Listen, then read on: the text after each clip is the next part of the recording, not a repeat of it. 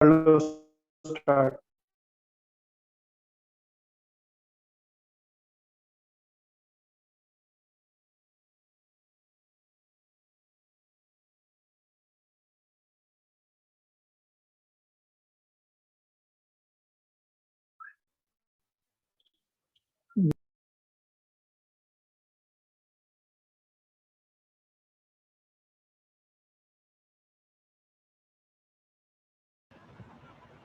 Recording in progress.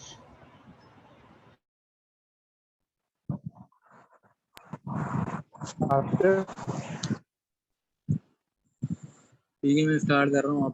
हाँ ठीक है चलो कर लो। तो देखो 28 पेज की पीडीएफ है। हाँ मैं वही देख रहा था, इसमें सारे टॉपिक्स कवर हो गए हैं। सारा क्लास वर्क जो है ना वो कवर हुआ हुआ है सारा। अब उन्होंने अच्छा कोर्स पूरा नहीं पढ़ा है, लेकिन पेपर इसी में से ही आएगा जब उन्होंने जितना पढ़ा है। सही, चलो ठीक है। तो ये पहला सवाल है हमारा। ये पेपर में कहीं भी नहीं है, लेकिन ये सिंपल सवाल है, तुम्हें ये शो दैट करना है, प्रूव करना है। तो इसमें तुमने लेफ्ट हैंड साइड पहले पिक करी। लेफ्ट हैंड साइड में ये फॉर्म बन गई, तो अगर ये स्क्वायर बन रहा है ए स्क्वायर माइनस बी स्क्वायर का फॉर्मूला लग रहा है, ये फॉर्मूला एक्सपेंड कर दिया तुमने। ठीक है, अब फॉर्मूला एक्सपेंड करने के बाद ये जो समीशन है ना, ये बाहर था जैसे इधर था, अभी समीशन सबसे मल्टीप्लाई होगा, तो ये इससे मल्टीप्लाई हुआ। और ये 2x जो है ना, 2x बार जो है कांस्टेंट है, तो इस पर समीशन नहीं लगेगा, ये बाहर आ गया। और फिर समीशन लगा एक्स आई के ऊपर। ठीक है, और जब इसके ऊपर समीशन लगा ना, तो इसके ऊपर कोई फर्क नहीं आता समीशन से, तो इसलिए यहाँ पे n अपॉन n लिखा हुआ है, लेकिन फर्क कुछ भी नहीं आएगा। अब देखो, ये n अपॉन n इसलिए हो गया क्योंकि सबमिशन जब भी लगता है किसी चीज़ पे, तो वो चीज़ n से डिवाइड होती है, और n से मल्टीप्लाई ऐसी हो रही है, ये जो चीज़ है ना ये n टाइम्स आ रही है x। तो जब कोई चीज़ इतनी टाइम रिपीट होती है तो वो उसका प्रोडक्ट कर देते हैं हम, तो एंड में दोनों आपस में कैंसिल हो गए n अपॉन n। इसके बाद सिर्फ ये बचा। तो अब हमारी ये फॉर्म आ गई। अब देखो, ये जो फॉर्म है ना हमारी, समीशन एक्स आई अपॉन एन वाली, ये हमें सवाल में गिवन है कि किसके इक्वल है। समीशन एक्स आई अपॉन एन जो है एक्स बार का फॉर्मूला है, एक मतलब बात मीन का बताओ, फॉर्मूला है। हाँ, ये n से डिवाइड करते हो तो समीशन हट जाता है, इसलिए करते हैं। क्या कह रहे हो?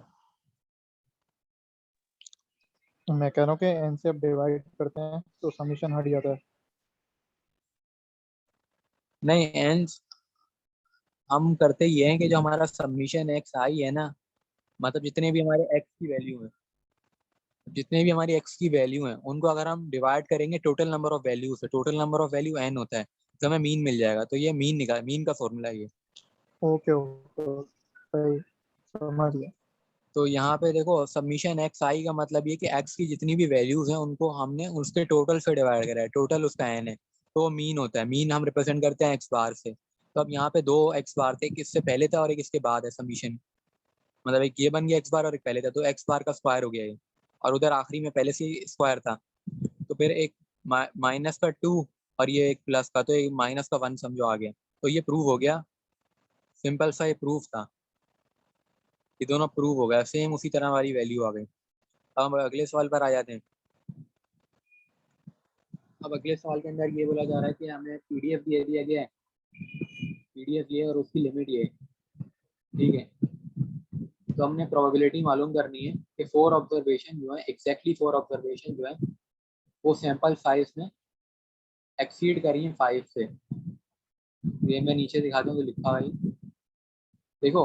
अब कभी भी ना हमें कभी ऐसी स्टेटमेंट दे दी जाए, क्योंकि हम एक्सप्रेशन में नहीं लिख सकते या बता नहीं सकते, या तुम्हें कभी भी समझ ही ना आ रहा हो कि यार हमें पता तो है कि हमसे मांगा क्या जा रहा है, लेकिन हम लिखें कैसे, तो हम डायरेक्ट स्टेटमेंट ही लिख दो वहां से उठा के। जैसे ये स्टेटमेंट सवाल में लिखी हुई थी कि exactly 4 observation in a sample size 5 exceed 0, मतलब एक सैंपल साइज है 5 का, उसमें से 4 ऑब्जर्वेशन जो है वो 0 से बड़ी है, तो इसकी प्रोबेबिलिटी हमने निकालनी है, ये हमसे पूछा जा रहा है। अब प्रोबेबिलिटी में हमारे पास एक सक्सेस होता है और एक फेलियर होता है। अब सक्सेस का मतलब क्या है, मतलब ये है कि एक्सीड 0 कर गई, 0 से बड़ी है वैल्यू, तो क्योंकि हमें चाहिए यही, हमें 4 ऑब्जर्वेशन जो है 5 में से सक्सेस की चाहिए और एक फेलियर की हो सकती है। एक अब मिनट उसके बाद क्वेश्चन हम, पे करोगे? क्वेश्चन पे जाऊं?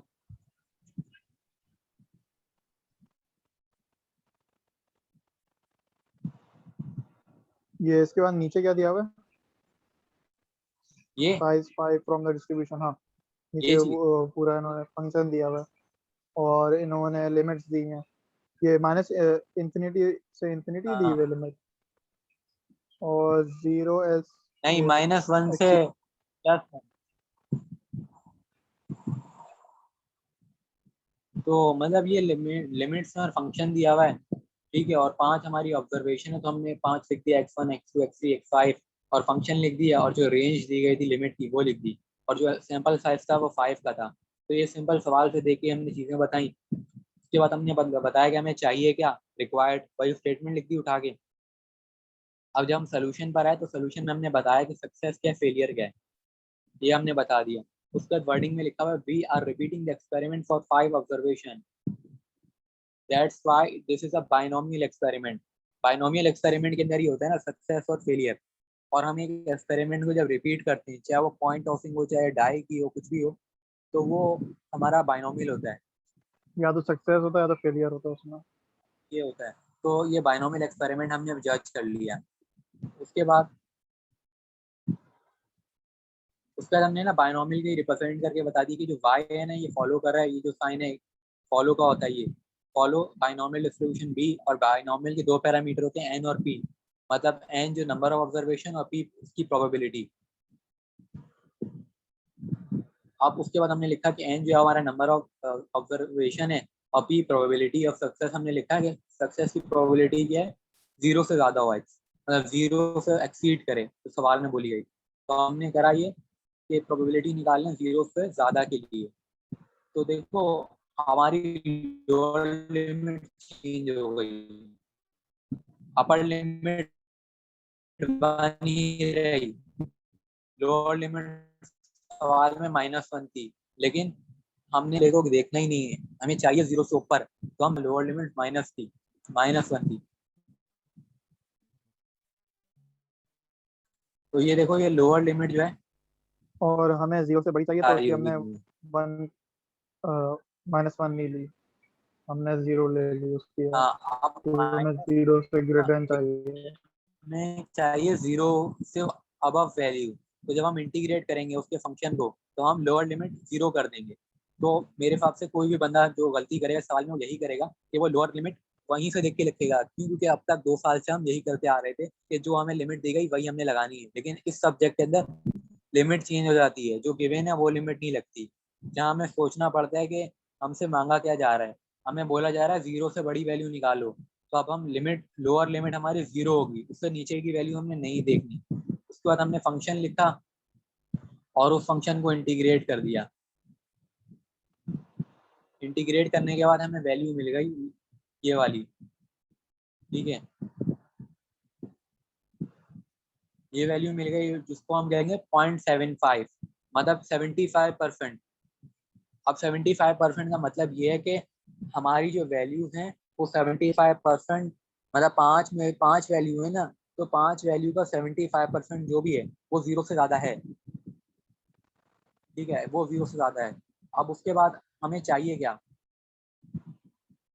हमारा जो n है वो 5 है, क्योंकि टोटल जो हमारा सैंपल साइज है वो 5 है, और y जो आ रहा है ना, y का मतलब है कि हम किसके लिए काम कर रहे हैं, मतलब हमें किस चीज के लिए करना है काम। जैसे हमें बोला गया कि 4 के लिए करना है हमें, कि 4 ऑब्जर्वेशन जो है वो एक्सीड करेंगी 0 से ज्यादा, और उसकी प्रोबेबिलिटी हम पहले ही निकाल चुके 0.75।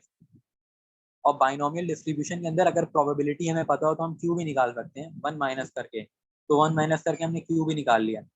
और फिर बाइनोमियल के फॉर्मूले में सारी वैल्यू हमने डाली, तो हमें y=4 के लिए वैल्यू मिल गई। तो ये सवाल यहाँ पे खत्म हो गया। तो देखो कितना आसान सवाल था, बस इसके अंदर एक चीज ये थी कि जब 0 से एक्सीड के लिए हमने करना है तो हमने वहां पे लिमिट चेंज कर देनी है, और कुछ भी यहाँ पे नया नहीं है। अब हम अगले सवाल की तरफ आ जाते हैं। 1 मिनट रुकना।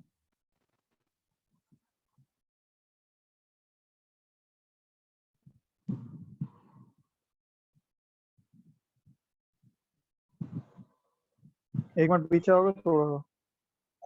पीछे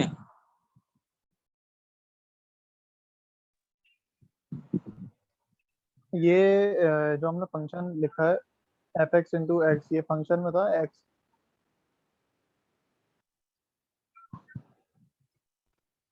सवाल में ये फंक्शन है, एक मिनट सवाल देगा ना दोबारा।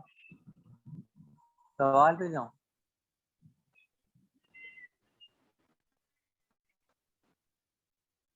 हाँ वापसी नीचे आ जाओ। फंक्शन हमने दिया हुआ है x plus one over to.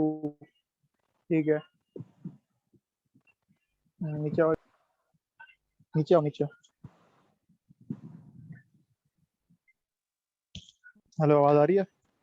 हाँ आवाज आ रही है, सवाल पर बोलो आ मैं। गए। हाँ मैं बोला ये फंक्शन देख रहा था, नीचे ना एक्स इंटू एफ एक्स लिखा हुआ है।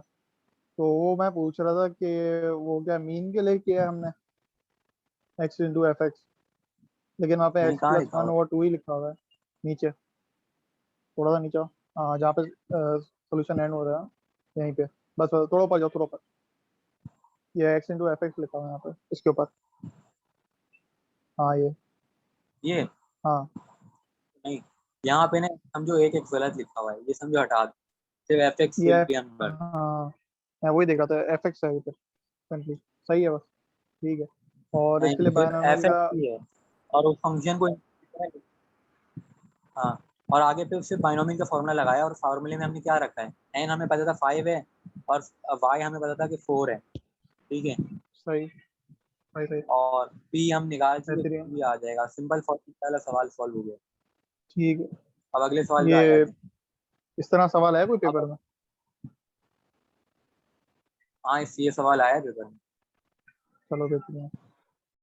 तो अगले सवाल पे आ जाते हैं। इस सवाल के अंदर ये बोला जा रहा है कि random sample of size 3 comma distribution. अब ये डिस्ट्रीब्यूशन जो है ये नॉर्मल डिस्ट्रीब्यूशन है, एन नॉर्मल डिस्ट्रीब्यूशन के लिए होता है। अब क्या determine the probability that largest sample of the observation exceed 8।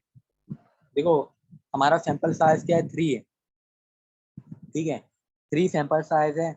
अब नॉर्मल डिस्ट्रीब्यूशन का मीन और वेरिएंस दिया हुआ है, 6 और 4 जो है ना, ये मीन और वेरिएंस होता है नॉर्मल डिस्ट्रीब्यूशन का। ए और बी दिया हुआ और है हम, कुछ। हाँ, और हमें बोला जा रहा है कि जो लार्जेस्ट ऑब्जर्वेशन है इसके 3 है, तो देखो 3 है मतलब x1 है, x2 है और x3 है। इन तीनों में जो सबसे बड़ी वैल्यू है वो 8 से बड़ी, वो 8 से बड़ी है, ठीक है।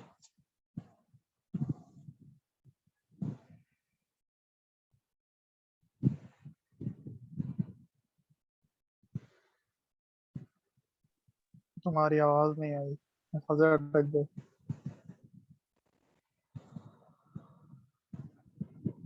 अब हमें इसके लिए काम करना है। अब हुआ यहाँ पे इस तरह है कि हमने रिप्रेजेंट कर दिया कि x फॉलो नॉर्मल डिस्ट्रीब्यूशन, और हमने बता दिया कि ये 3 वैल्यू हैं।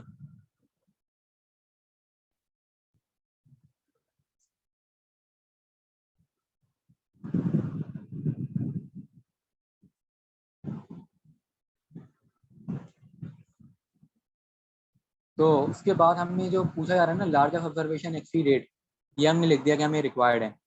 अब देखो यहाँ पर हमारी जो केसेस बन रहे हैं, 6 केस बन रहे हैं, 6 केस इस तरह बन रहे हैं कि पहला केस बन रहा है कि पहली ऑब्जर्वेशन सबसे बड़ी है, मतलब x1 सबसे बड़ा है, x2 उससे बड़ा है और x3 सबसे बड़ा है। इस तरह करके ना 6 केस बन रहे हैं।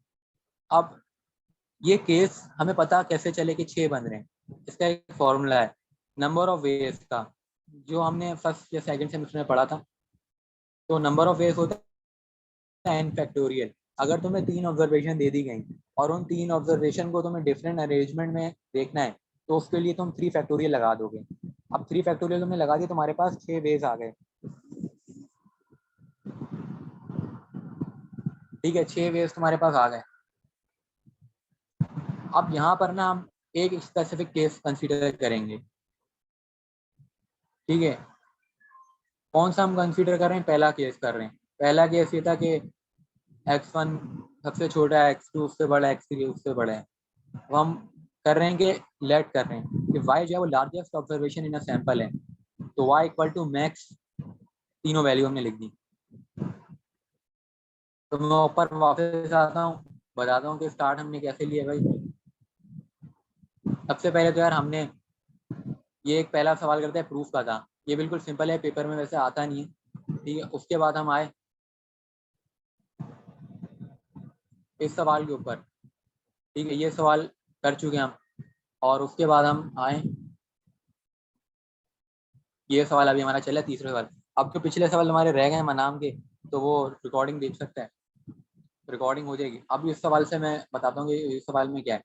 इस सवाल के अंदर हमें नॉर्मल डिस्ट्रीब्यूशन दी गई है, मीन और वेरिएंस नॉर्मल डिस्ट्रीब्यूशन का ब्रैकेट के अंदर लिखा हुआ है 6 और 4, और जो सैंपल साइज है वो 3 है।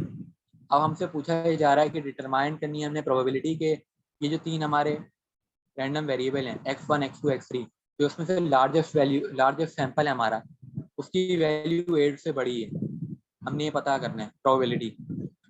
तो हमने ये लिख दिया कि x follows normal distribution mean और वेरिएंस उसके अंदर लिखा हुआ है जो सवाल में था जिस तरह, ठीक है। उसके बाद i का मतलब है कि हमारे 3 वैल्यू हैं x 1 2 3, और हमने जो प्रोबेबिलिटी निकालनी है लार्जेस्ट ऑब्जर्वेशन एक्स की डेट, हमने उसको रिप्रेजेंट करके बता दिया कि हमने इसकी निकालनी है।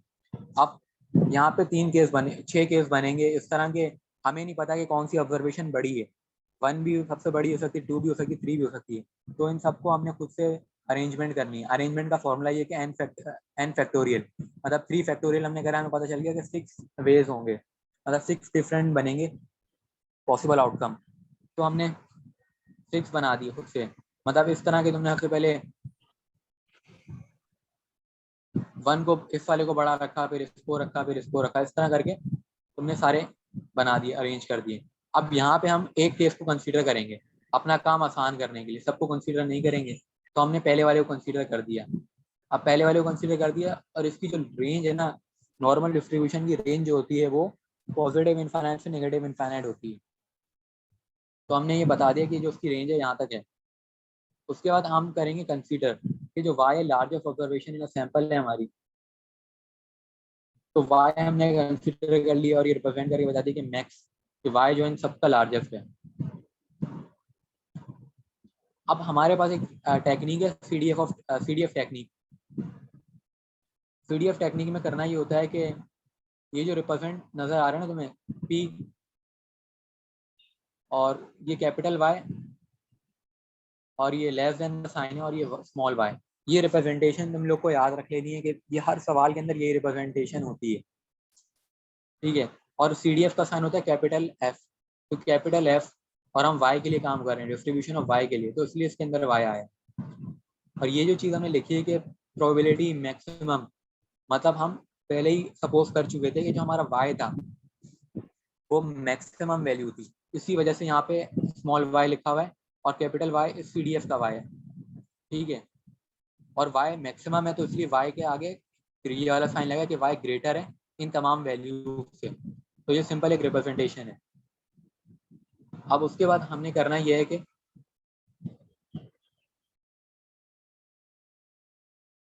इंटीग्रेट करना है, ठीक है। अब इंटीग्रेट करने से पहले ना हमें लिमिट पता होनी चाहिए, तो हमने लिखा कि फंक्शन f(x) और तीनों वेरिएबल का फंक्शन, और तीनों वेरिएबल का जब हम फंक्शन लाएंगे तो इंटीग्रल 3 आएंगे, क्योंकि जब 3 डिफरेंट चीज़ों के हम काम करेंगे 3 दफ़ा इंटीग्रेशन होगी, और फिर 3 डिफरेंट dx आएंगे, dx1 dx2 dx3। उसके बाद हम ay जो है, ay का मतलब है कि हम लिमिट डिफाइन करें, किसकी लिमिट डिफाइन करें, लिमिट डिफाइन करें 3 वेरिएबल्स की, x1 x2 x3। अब लिमिट डिफाइन इस तरह होगी कि हमें पता है कि नॉर्मल डिस्ट्रीब्यूशन जो है वो माइनस इनफाइनाइट से पॉजिटिव इनफाइनाइट तक जाता है, तो हमने लिख दिया माइनस इनफाइनाइट पॉजिटिव इनफाइनाइट, शुरू और आखिरी में, ठीक है। उसके बाद हमने ऊपर कंसीडर करा था कि जो y है वो सबसे बड़ी ऑब्जर्वेशन है, तो इस वजह से पॉजिटिव इनफाइनाइट के बाद y आ गया। और जो हमने केस कंसीडर करा था उस केस का नाम था फर्स्ट केस, और उस केस में ये था कि x1 सबसे छोटा है, फिर उससे बड़ा x2 है, और उससे बड़ा x3 है, तो ये वहीं से देख के हमने लिखा है ये, ठीक है। अब उसके बाद ये जो लिमिट्स आई हैं, लिमिट्स ऐसे आई हैं कि देखो सब यहाँ से शुरू होंगी लिमिट। जो हमारी अपर लिमिट है वो y है, सबसे अपर लिमिट, इन्फिनाइट हम नहीं करेंगे क्योंकि इन्फिनाइट में इंटीग्रेशन नहीं होगी, हम कहीं जाएंगे y से, तो y हमने लिखा सबसे पहले, ठीक है। अब y अपर है और लोअर क्या है, माइनस इन्फिनाइट, ठीक है। लेकिन हमने यहाँ पे x3 इसलिए लिखा क्योंकि हम बताना चाह रहे हैं कि जो y है अपर लिमिट है वो x3 की है, ठीक है। अगर हम ऐसा नहीं करते तो मसला ये होता कि हम वहां से देख के लिमिट तो लिखते थे, जैसे कि y लिख दिया हमने, फिर x3 लिख दिया और x2 लिख दिया, ऊपर 3 इंटीग्रल लगा के हमने वहीं से सीक्वेंस से उठा के तीनों वैल्यू लिख दी, लेकिन हमें पता नहीं चलता कि ये y किसकी अपर लिमिट है और x3 किसकी अपर लिमिट है और x2 किसकी अपर लिमिट है। तो इस वजह से हमने यहाँ पे नीचे x3 एक बार लिखा और x2 लिखा और x1 लिखा। ये सारी वैल्यूज ये सिर्फ जॉइंट रिप्रेजेंट पीडीएफ करने के लिए लिखी गई है, जबकि सबकी लोअर लिमिट माइनस इनफाइनाइट। अब उसके बाद हम इंटीग्रेट करते हैं। जॉइंट पीडीएफ अब इन सवालों में इंटीग्रेशन में सबसे बड़ा इशू आता है वो ये आता है कि तुम लोगों ने अगर इंटीग्रेशन में सीक्वेंस गलत कर दिया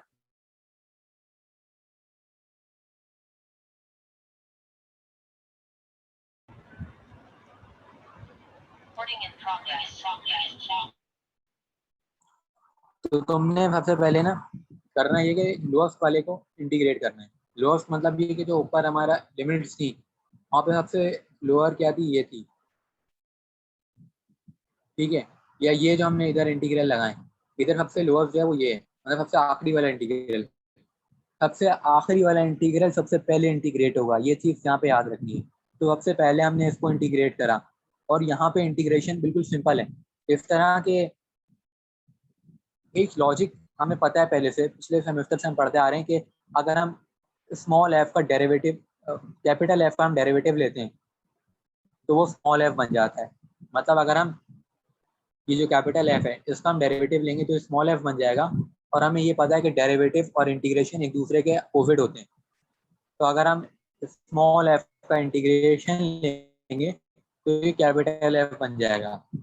तो जिसकी वजह से कुछ भी इसमें हमने दिमाग नहीं लगाना कि यार इंटीग्रेशन कैसे होगी, इसके अंदर करना है सिंपल काम है कि स्मॉल एफ जो है वो कैपिटल एफ हो जाएगा, ये तो कैपिटल एफ हो आसिफ, गया और लिमिट ये हमने लगा दी जॉइंट पीडीएफ ये निकालना है वाली। ना और बाकी जो वैल्यूज थी जैसे ये दो आखिरी की वैल्यूज आसिफ? ये बाहर आवाज आ रही? वैसी लेके आई। बस। हाँ आवाज आ मैं रही ये है। पूछूंगा कि जॉइंट पीडीएफ निकालना है ना, जैसे पहली हमारी लिमिट है y ओवर माइनस इंफिनिटी, उसके बाद x3 over minus infinity. CDF निकालना है। जॉइंट पीडीएफ है ना? हाँ जॉइंट सीडीएफ है। बस ठीक है। तो अब देखो ये जो चीज थी ना हमारी यहाँ पे इंटीग्रेशन हमने कर दिया। अब इसके बाद लिमिट जब हम लगाएंगे तो लिमिट लगाने में क्या होगा, बस ये जो हमारा x2 है ये रिप्लेस कर देगा x1 को, ठीक है, x1 को रिप्लेस कर देगा। और जो इनफाइनाइट वाली वैल्यू है तो CDF जब नेगेटिव इनफाइनाइट तो वो जीरो होता है, तो वैसे ही हम उसको भूल जाएंगे, उसको लिखने की जरूरत नहीं, ठीक है।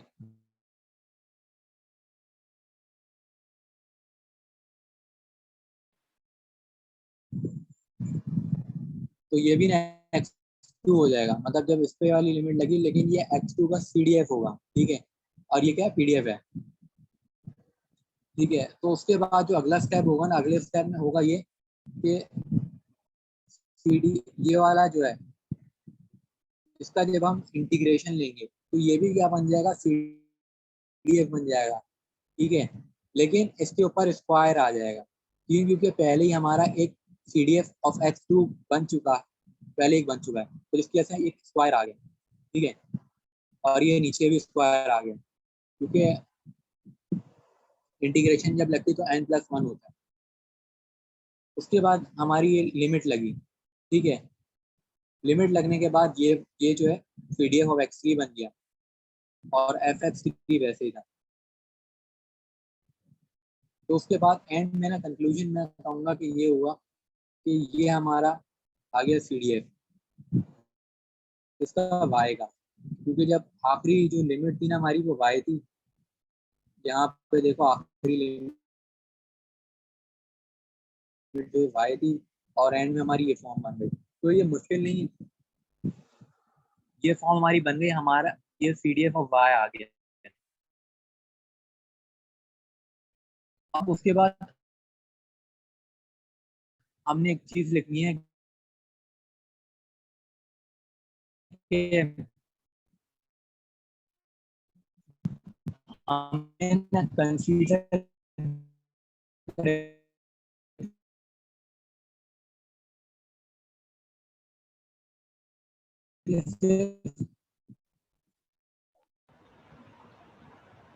एक केस को। आवाज ड्रॉप हो रही है तुम्हारी, कट कट के आ रही है। मैं मोबाइल से बोल रहा था, मैं कंप्यूटर से ही आ रहा हूँ क्योंकि वो मोबाइल वाला डिस्कनेक्ट हो रहा है। तो मैं ये बात बोल रहा था कि ऊपर अगर हम जाते हैं ऑफिस हाँ आवाज तो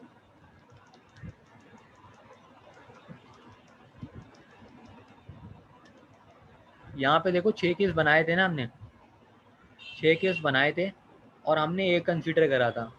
हमने सिर्फ पहले वाले के लिए निकाला था CDF ऑफ वाई।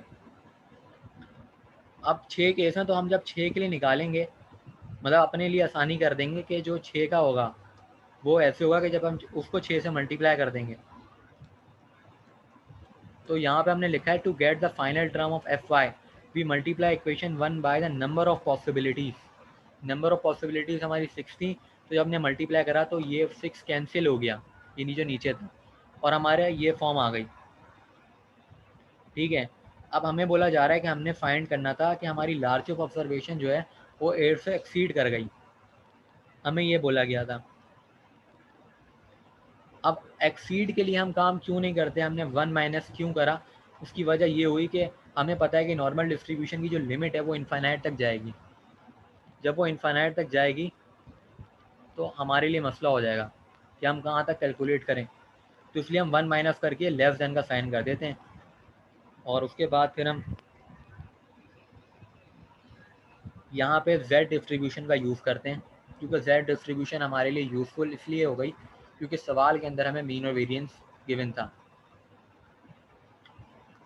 ठीक है, अब मैं ऊपर सवाल में वापस दिखाता हूँ मीन और वेरिएंस हमें कहाँ गिवन था, जिसकी वजह से हमने ये Z डिस्ट्रीब्यूशन का यूज़ करा फाइनल प्रोबेबिलिटी कैलकुलेट करने के लिए।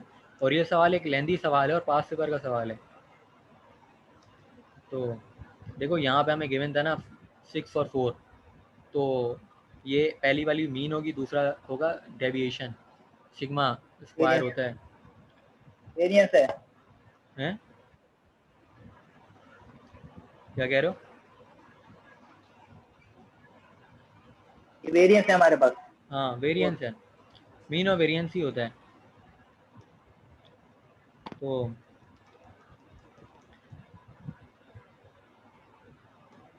वेरिएंस था ना वो, तो अब डेविएशन के लिए हम उसका अंडर रूट लेंगे तो 4 का अंडर रूट 2 आ जाएगा। तो इसलिए यहाँ देखो डेविएशन जो है हमारी आ गई 2 और मीन हमारा 6 था और जो x था जिसके लिए हम निकाल लें वो हमारा 8 था। ठीक है, अब x minus mu upon sigma z के बराबर होता है और जब हमने इसको सॉल्व करा तो वो 1 के बराबर आया और फिर हम z टेबल के अंदर 1 की वैल्यू हमने निकाली जो कि हमारी आई 0.8413 और इसका हमने क्यूब कर दिया। क्यूब करने की वजह ये आई क्योंकि जो हमारा CDF ऑफ वाई आया था वो क्यूब आया था, तो इसका क्यूब कर दिया हमने तो हमारे पास ये वैल्यू आ गई। 1 माइनस करा हमने तो हमें एट द फाइनल आंसर मिल गया। तो ये सवाल एक बहुत ही लेंदी और डिफ़िकल्ट सवाल था क्योंकि बहुत कुछ इसके अंदर हमने करा है। तो हम अगले सवाल के ऊपर आ जाते हैं।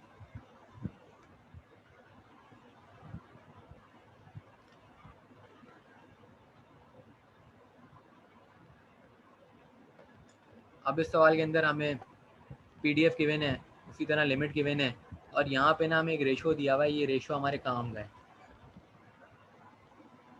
तो सबसे पहले हमने PDF बता दिया कि ये PDF गिवन है और यहाँ पे ना हमें बोला गया था कि 2 हमारी वैल्यू है, मतलब 2 वेरिएबल हैं, एक x1 और एक x2 है, जिसकी वजह से हमने 2 लिखे, दोनों में फ़र्क क्या आया, दोनों का PDF तो सेम होगा एग्जैक्टली, बट जहाँ पे डिफरेंस आया है कि एक को हमने x1 बोल दिया और एक को x2 बोल दिया। ठीक है, उसके बाद हम आगे आए, आगे joint PDF of x1 and x2 हमने निकाला। जॉइंट PDF निकालने का तरीका हमें पता है कि दोनों का प्रोडक्ट करते हैं, दोनों का प्रोडक्ट करा, दोनों के PDF का, तो जॉइंट PDF आ गया। जॉइंट PDF आने के बाद हमने कंसीडर करा कि ट्रांसफॉर्मेशन क्या थी। ट्रांसफॉर्मेशन हमें गिवन थी, इस सवाल में गिवन है, सवाल में गिवन थी ट्रांसफॉर्मेशन, तो हमने CDF टेक्निक लगाई। तो लास्ट क्वेश्चन में भी हमने CDF टेक्निक को इसी तरह रिप्रेजेंट करा था। CDF टेक्निक की रिप्रेजेंटेशन इसी तरह होती है, कैपिटल FI, फिर ब्रैकेट में Y, फिर probability capital Y less than small y, greater than small y। तो अब जो हमारा कैपिटल Y था, ये हमारा क्या होता है कि ट्रांसफॉर्मेशन होती है जो गिवन थी, इसकी जगह हमने लिख दिया x1/x2। और इसके अंदर हमारा टारगेट क्या होता है, टारगेट ये होता है कि हमने सेपरेट करना होता है x1 और x2 को CDF टेक्निक में। तो हमने x2 अलग कर दिया और उधर x1 अलग हो गया। ठीक है, उसके बाद हमने करना ही होता है कि इंटीग्रेशन करनी होती है। अब इंटीग्रेशन जितने हमारे वेरिएबल्स होते हैं उतनी इंटीग्रेशन होती है। पिछले सवाल में 3 वेरिएबल थे तो 3 दफ़ा इंटीग्रल लगा, और यहाँ पे फ़र्क आ जाता है dx1 और dx2 का, उसका dx3 भी था। तो अब हमने इसी तरह PDF जो लिखा जॉइंट PDF था इधर, तो इसलिए जॉइंट PDF के लिए रिप्रेजेंट करके ब्रैकेट में x1 और x2 कॉमा करके लिख दिया। और जॉइंट PDF हम पहले ही निकाल चुके हैं, तो 16 कॉन्स्टेंट के तौर पर बाहर आ गया, बाकी चीज़ें यहाँ पे रहीं। उसके बाद हमने बोला कि हम स्केच करेंगे, जो स्केचिंग का हमारा मेन रोल था वो इस सवाल में नज़र आता है। अब स्केचिंग करने का तरीका ये होता है कि एक ग्राफ की तरह हम बनाते हैं, एक साइड को हम x2 कह देंगे, एक साइड को हम x1 कह देंगे, और x2 की मैक्सिमम वैल्यू 1 थी और x1 की भी मैक्सिमम वैल्यू 1 थी, और स्टार्टिंग पॉइंट हमारा 0 था। अब ये जो चीज़ें आई ये ऊपर फाइन में दोबारा जाता हूँ, ऊपर दिखाता हूँ कि यहाँ पे देखो लिमिट्स थी ना हमारी, x1 की मैक्सिमम वैल्यू 1 और लोएस्ट वैल्यू 0, x2 की मैक्सिमम वैल्यू 1 और लोएस्ट वैल्यू 0। तो इसी वैल्यू के ऊपर ग्राफ प्लॉट कर देना है हमने। तो हमने वही करा जो हमें गिवन था, ग्राफ हमने प्लॉट कर दिया, और ग्राफ प्लॉट कर दिया और ट्रांसफॉर्मेशन हमें गिवन थी, और उसी ट्रांसफॉर्मेशन को हमने ऊपर सॉल्व करके x2 की वैल्यू निकाली थी। तो अगर मैं ऊपर आता हूँ तो हमने यहाँ पे x2 की वैल्यू निकाली थी इस ट्रांसफॉर्मेशन को सॉल्व करके, और ट्रांसफॉर्मेशन ये थी। तो यहाँ से हम पहले x2 की वैल्यू निकाल चुके हैं, तो x2 की वैल्यू हमारे पास आ गई। अब ये कुछ फॉर्मूलाज हैं जो कि हमने इंटर में पढ़े थे, जो कि y = mxc, mxc का मतलब होता है m स्लोप लिखा हुआ है यहाँ पे, और c y इंटरसेप्ट, और y इंटरसेप्ट यहाँ पे 0 होगा, और जब y इंटरसेप्ट हमारा 0 हो गया तो हमारी इक्वेशन बन गई y = mx, जब y जो x के बराबर है, क्योंकि x के बराबर इसलिए कि m की वैल्यू 1 है, स्लोप यहाँ पे 1 हो गया, तो y हमारा x हो गया, सिंपल। अब यहाँ पे हमारे पास 2 केस आते हैं। पहला केस आता है कि हमारा स्लोप जो है 1 से ग्रेटर है, दूसरा केस आता है कि 1 से स्मॉलर है। तो 2 केस आ गए, दोनों केसेस के लिए हम सॉल्व करेंगे। तो 2 केसेस में हमारी लिमिट चेंज हो जाएगी। एक लिमिट हमें कहेगी कि 0 से 1 तक जाएगा, दूसरा कहेगा 1 से इन्फिनाइट तक जाएगा।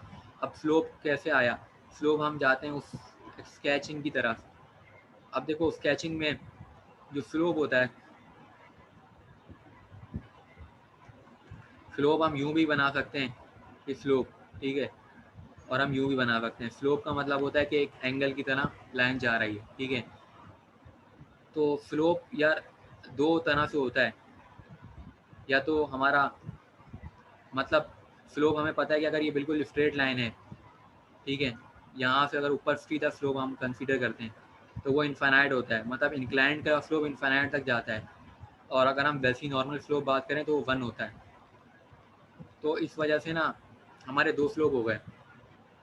एक स्लोप तो हमें पता है यार, ये हमारा सेकंड ईयर की कोर्स में मौजूद था कि स्लोप इंक्लाइंड पे हमारा इन्फाइनाइट जाता है और एक स्लोप हमारा 1 तक जाता है। तो ये दोनों तुम्हें पता होने चाहिए कि स्लोप के 2 पॉसिबल केसेस होते हैं, ठीक है। उसके बाद हम बात करते हैं आगे, हम बात करेंगे overall range of y. Overall range of y से मतलब ये कि हमारी 2 वैल्यूज़ हैं, एक्स की 2 वेरिएबल हैं, एक x1 और एक x2 है, और इन दोनों की रेंज 0 से लेकर 1 तक है, 0 से 1 तक की रेंज है। तो अब हम करेंगे क्या, हम क्या कहते हैं पॉसिबल आउटकम बनाएंगे। एक पॉसिबल आउटकम क्या आएगा 0, दोनों की वैल्यू 0, तो हमें मिलेगा अनडिफाइंड मतलब इन्फाइनाइट, जिसको हम अनडिफाइंड का मतलब है कि कैलकुलेट नहीं हो सकता है, कैलकुलेटर में 0/0। फिर एक को हम कहेंगे 0/1, तो उसका हमें 0 मिलेगा। इस तरह करके हमें डिफरेंट आउटकम मिलेंगे। तो ओवरऑल रेंज हमें मिल गई y की 0 से इन्फानाइट। अब हम आते हैं केस 1 के स्केचिंग की तरफ। केस 1 का स्केच क्या कहता है? देखो ये जो लाइन आती है स्केचिंग में स्लोप की, ये वाली, ये लाइन बता रही है कि x1 और x2 बराबर हैं। उसकी वजह है कि तुम अगर एरिया देखो तो x1 को बराबर एरिया मिला, x2 को बराबर एरिया मिला, लेकिन जब हम इससे एक्सीड करेंगे तो यहाँ पे ट्रांसफॉर्मेशन लिख दी जाएगी जो हमने निकाली थी ऊपर, ट्रांसफॉर्मेशन, ये वो ट्रांसफॉर्मेशन लिखी गई। अब इस ट्रांसफॉर्मेशन के जो ऊपर का एरिया है, जो हम यहाँ पे मैंने हाईलाइट करा हुआ है, ये एरिया जो है, ये एरिया हमने इसके लिए काम करना है। तो अब देखो यहाँ पे ना हमारी जो लिमिट्स हैं ये कैसे आई। लिमिट यहाँ पे आई है x2 की 0 से 1 तक। अब तुम देखो भाई क्यों आई। x2 कहाँ से शुरू होता है? 0 से शुरू होता है और कहाँ तक जा रहा है? 1 तक जा रहा है ना यहाँ पे। तो ये जो लाइन है यहाँ से लेकर यहाँ तक का एरिया, इसके लिए हमने काम करना है जो कि शेडेड रीजन है हमारा। तो x2 की वैल्यू कहाँ तक जा रही है? 0 से 1 तक जा रही है। और उसके बाद अगर हम नीचे आते हैं x1 की बात करते हैं तो x1 0 से y x2 तक जा रहे हैं। x1 जो है वो 0 से 1 तक नहीं जा रहा, x1 जो है वो यहाँ से यहाँ तक जा रहा है। क्या पहले अभी जो हमने लिमिट निकाली है ना, तो तुमने उसका जिक्र नहीं किया। स्लोप की लिमिट यानी स्लोप हमारा जो ग्रेटर देन 1 होगा और लेस देन 1 होगा। पहले केस 1 हम सॉल्व कर रहे हैं स्लोप ग्रेटर देन 1 के लिए। ये तुमने नहीं बताया इस ग्राफ के अंदर। मीटिंग का टाइम एंड होने वाला है, मैं दोबारा एंड करके ना लिंक भेजता हूँ, ठीक है।